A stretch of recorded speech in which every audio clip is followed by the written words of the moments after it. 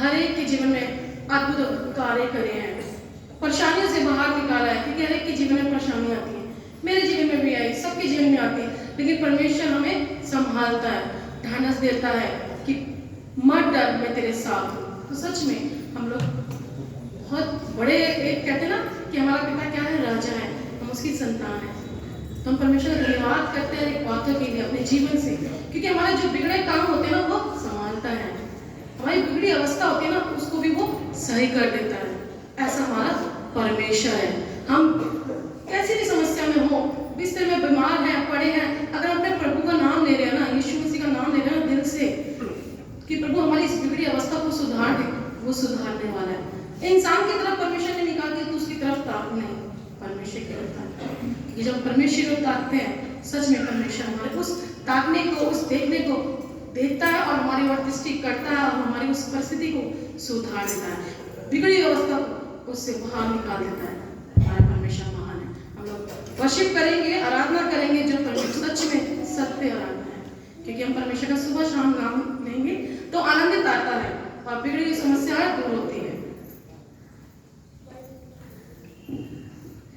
बिगड़ी बनाने वाला यीशु, राह दिखाने वाला यीशु, बिगड़ी बनाने वाला यीशु, राह दिखाने वाला यीशु, सारे दुखों को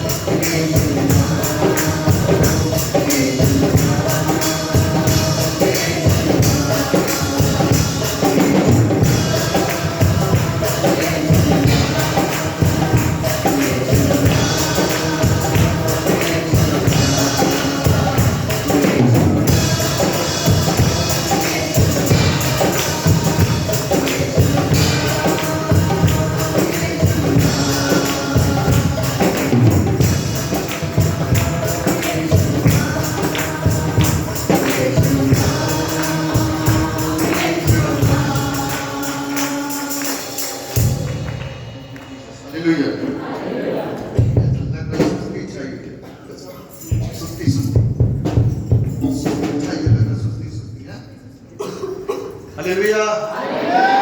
रोने वाले जोर से बोलो हालेलुया, और सोने वाले ज्यादा जोर से बोलो हालेलुया। वेरी गुड, बहुत अच्छी बात।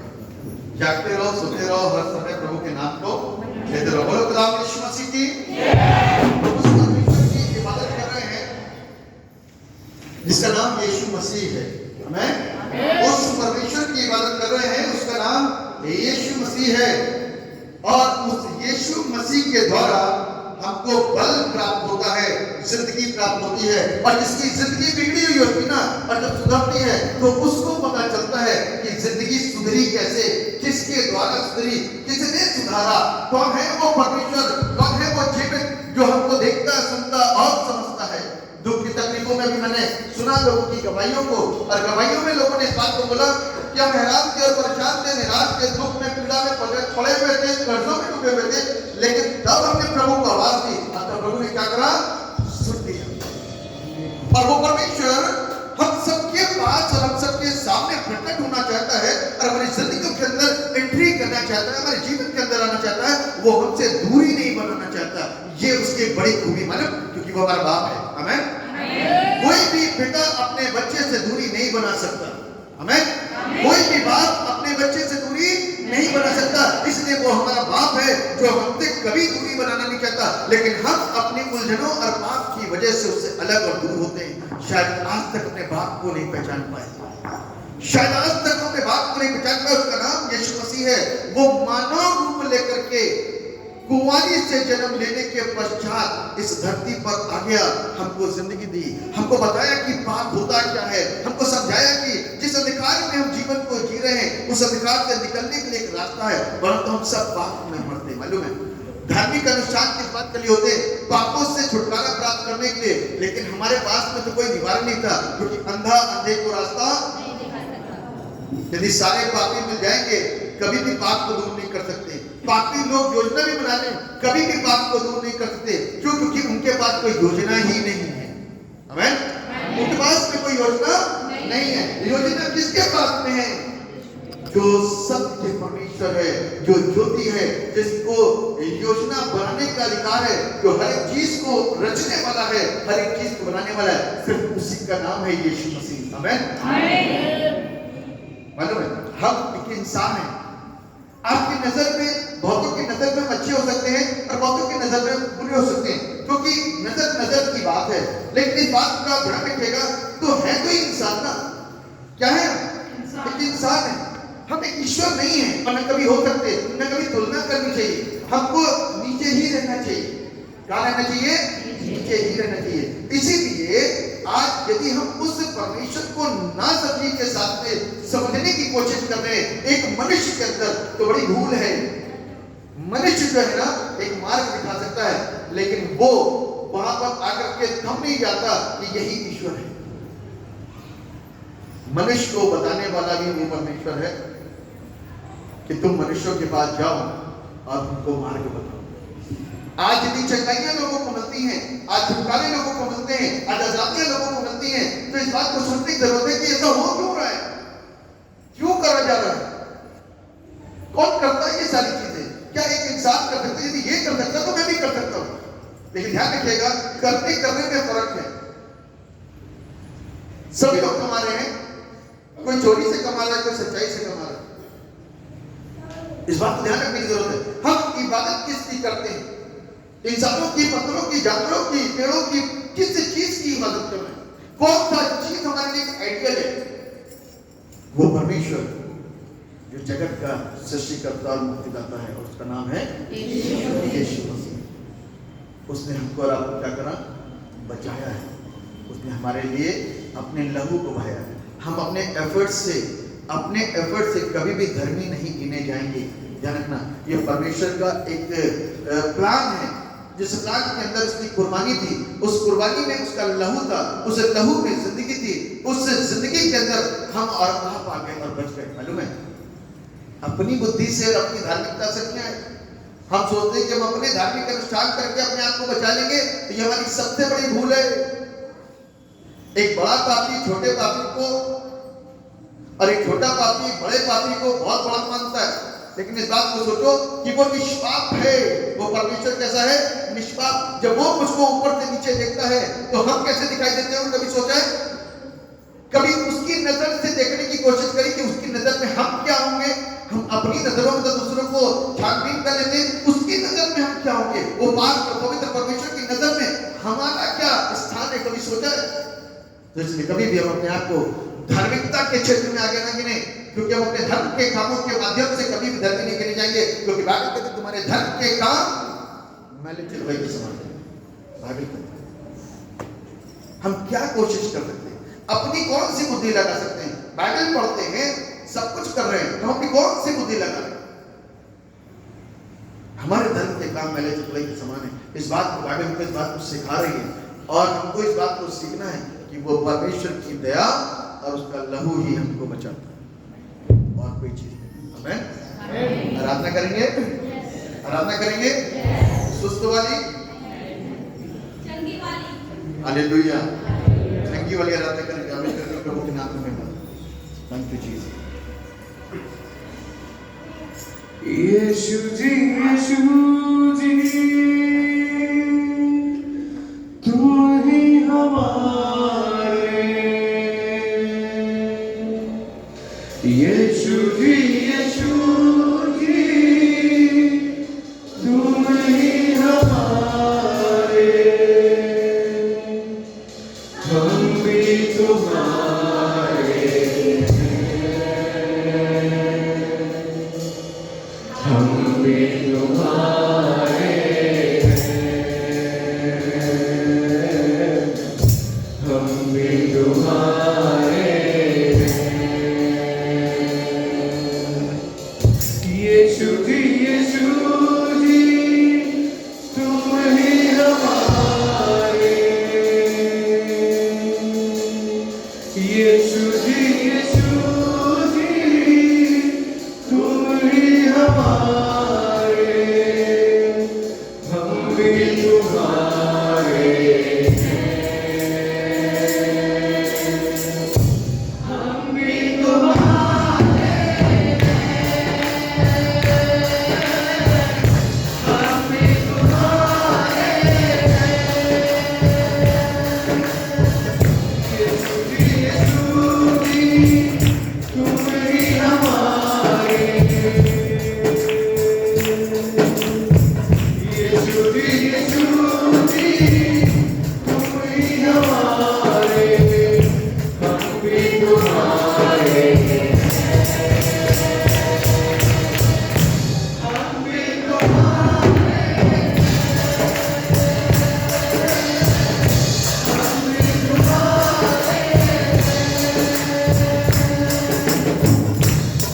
भी तुम्हारे हैं। भक्ति में यीशु, आओ तुम ही बस लो, तुम ही हमारे,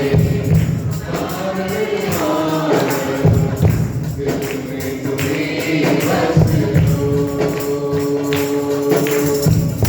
भक्त जनों के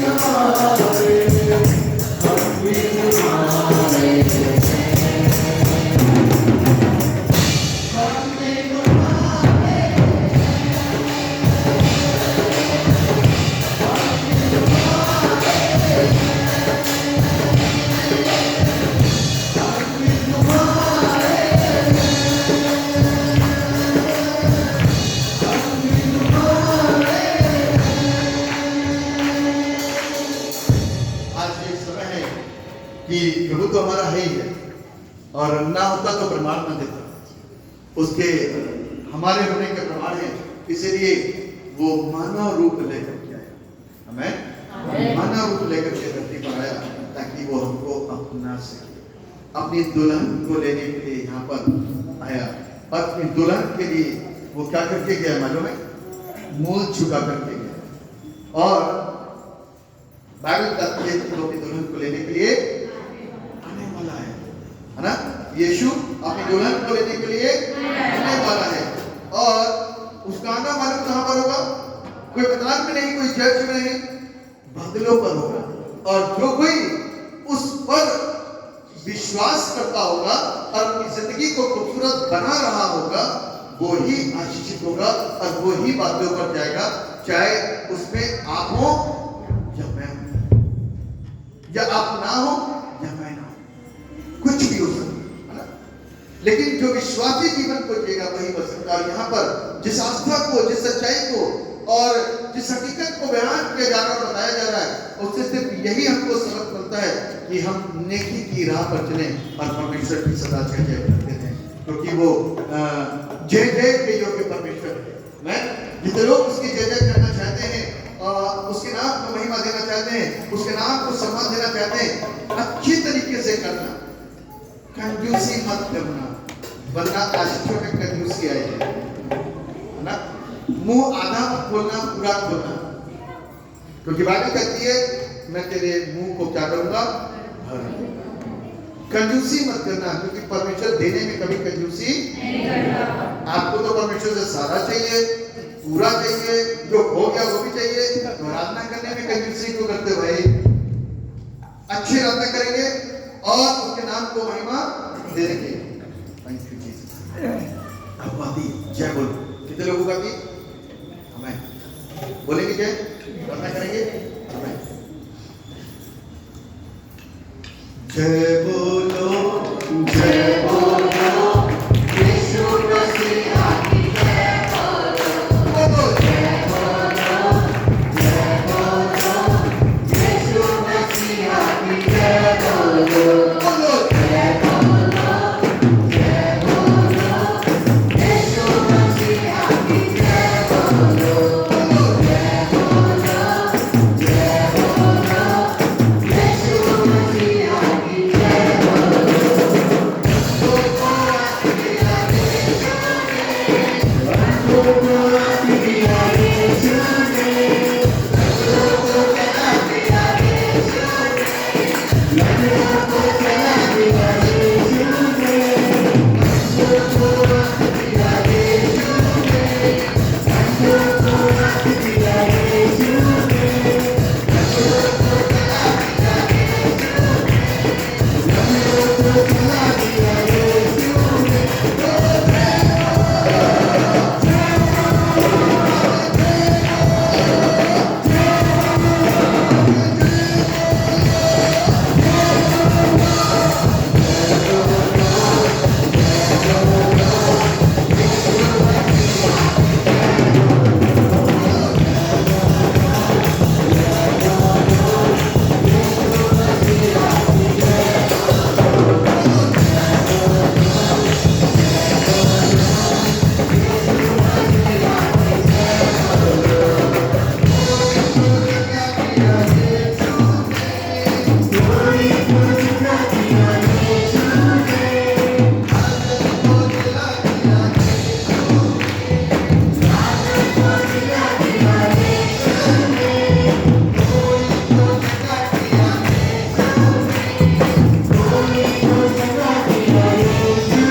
जय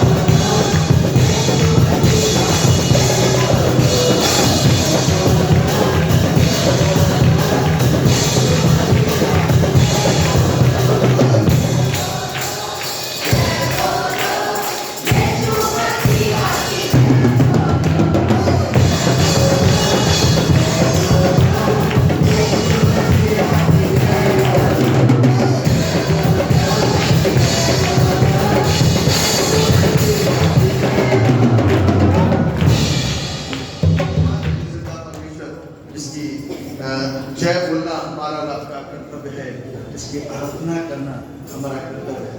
यहाँ बैठे हुए कितने लोग शैतान के शिकंजे से आजाद हुए, वो सिर्फ यीशु ने छुड़ाया। There is none other, कोई और नहीं, कोई और नाम नहीं, कोई और व्यक्ति नहीं। There is only one name, is Jesus Christ. Amen. सिर्फ यीशु मसीह, जिसके नाम से शैतान डरता है और जिसके नाम से शैतान डरता है। हम लोग मिल करके परमेश्वर के नाम को जानने की कोशिश करेंगे, समझने की कोशिश करेंगे, क्योंकि मैं आपके लिए प्रार्थना करूंगा और परमेश्वर आप सबके ऊपर अपनी करुणा, अपनी दया को बनाए, कि आपकी जिंदगी प्रार्थना के द्वारा आशीषित हो और आपका विश्वास सत्य परमेश्वर पर केंद्रित हो सके और आप सच्चाई को जान सके, समझ सके कि आखिर क्यों, why Jesus Christ, why Jesus is so unique, क्यों यीशु मसीह सारी चीजों से सबसे अनूठा और सबसे अनोखा है, क्योंकि उसका नाम काम करता है। आमीन। प्रभु, हम आपसे प्रार्थना करते हैं परमेश्वर पिता, यहाँ पर बैठे हुए हर एक शख्स के लिए, हर एक व्यक्ति के लिए, हर एक लोगों के लिए अपनी दया और अपनी करुणा को हर एक जिंदगी के ऊपर बनाइए, आशीष, क्योंकि मेरे पिता परमेश्वर यहाँ पर जो आए हैं, इनमें से बहुत सारे लोग हैं जो पहली बार आए, इनमें से बहुत सारे लोग हैं मेरे पिता परमेश्वर जो आपसे कुछ प्राप्त करने के आशय से आए, इनमें से बहुत सारे लोग हैं जो मेरे पिता पीड़ाओं में हैं, इनमें से बहुत सारे लोग हैं जो मेरे पिता कष्टों से गुजर रहे हैं, इनमें से बहुत सारे लोग हैं जो मेरे पिता गर्ज में घूम रहे हैं, इनमें से बहुत सारे लोग हैं जो मेरे पिता परमेश्वर आंसुओं से रोते अपने परिवार को लेकर के बहुत चिंतित और परेशान हैं, इनमें से बहुत सारे लोग हैं जिनकी जिंदगी के अंदर मेरे पिता असफलता और असफलता ही आ रही है, इनमें से बहुत सारे लोग हैं जो मेरे पिता अभी तक सत्य को नहीं जाने मेरे पिता, इनमें से बहुत सारे लोग हैं जो अभी भी अज्ञानी हैं, बहुत कुछ प्राप्त करने के बावजूद भी मेरे पिता उनके पास वो ज्ञान नहीं है, वो बुद्धि नहीं है, वो समझ नहीं है और वो नॉलेज नहीं है जिसकी आवश्यकता है मेरे पिता, क्योंकि पौलुस एक बार चलते चलते गया और कहता है कि कौन सा ईश्वर है जिसके नाम क्या लिखा है, अनजाना ईश्वर, ये वो अनजाना है जिसका नाम नहीं लिखा हुआ था, उसका नाम यीशु मसीह है और वो हमसे जिंदगी देने के लिए आया, जो उसके संपर्क में आता है वो आशीष पाता है, जो उसके नाक लहू के झरने के नीचे आता है वो शुद्ध हो जाता है।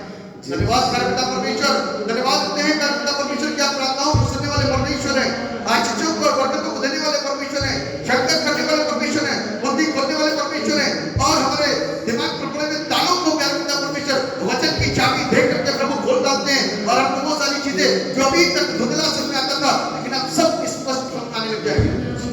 धन्यवाद मेरे पिता, बस जरूरत है कि उसके पास आए, जरूरत है कि एक बार इस बात की बात करें कि परमेश्वर तू कौन है, परमेश्वर तू कौन है, किसकी आराधना करें, किसकी इबादत करें, परमेश्वर तू कौन है वो सृष्टि करता है, कौन है वो मुक्ति दाता, कौन है वो सच्चा जो कभी मरता ही नहीं है, वो जिंदगी का बादशाह है। कभी हम इस तरीके से उससे बात करें, कभी हम इस तरीके से उससे बातचीत करें, कभी हम उससे कहें कि परमेश्वर मुझ पर अपनी दया को बना और मुझ पर अपने भेदों को प्रकट कर, मुझको दर्शनों से बातचीत कर और मुझ में अपनी बातों को डाल ताकि प्रभु तेरी बातें मेरे जहन में अंदर आ सके और वो सारी चीजें, वो सारे सवाल, वो सारी चिंताएं, वो सारे प्रभु संदेह हमारे अंदर से मिट जाए, क्योंकि हम कभी किसी को और कभी किसी को और कभी किसी को जानते, समझते, मानते, समझते हैं, लेकिन तू जिंदा परमेश्वर कौन है, हमको अपने आप को